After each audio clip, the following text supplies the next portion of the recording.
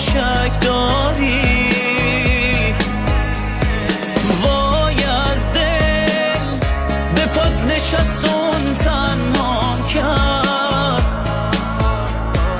وای از دل تهش نموند و اون رسوام کرد. نزار آروم بریزه از چشام اشکم، بیا و این دل دیوونه رو نشکن. به این راضی نشو جداییمون سخته، بیا و این دفعه هم از من تو بگذر.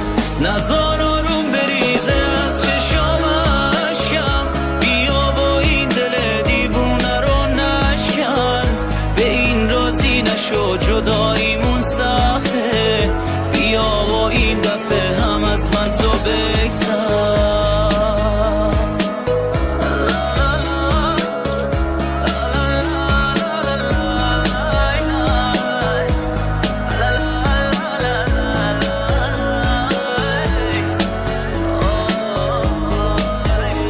همین دیشب بود انگار وقتی خوابت رو دیدم، دستات تو دستام خیلی قشنگ عشقم. خوابت رو میگم من شدم یه قرصی عصبی، هر شب با خیالت میخوابم.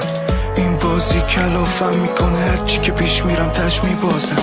جرأت گفتن نداشتم ولی همیشه میخواستم باد بمونم. این من بودم دوست داشتم مثل همیشه باز بگونم. عادت کردم همیشه جوری باشم که خوشحال بمونی. هر جوری بود زد تو ذوقم، الکی هم شده گفت میتونی. گذشتی مثل اون وقتا، مثل وقتایی که اعصابمو نداشتی.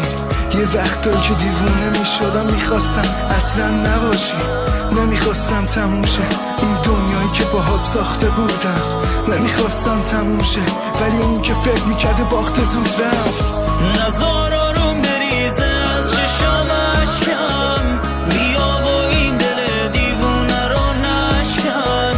به این راضی نشو جداییمون سخته، بیا و این دفعه هم از من تو بگذر. نزار آروم بریزه از چشام اشکم، بیا و این دل دیوونه رو نشکن. به این راضی نشو جداییمون سخته، بیا و این دفعه هم از من تو بگذر.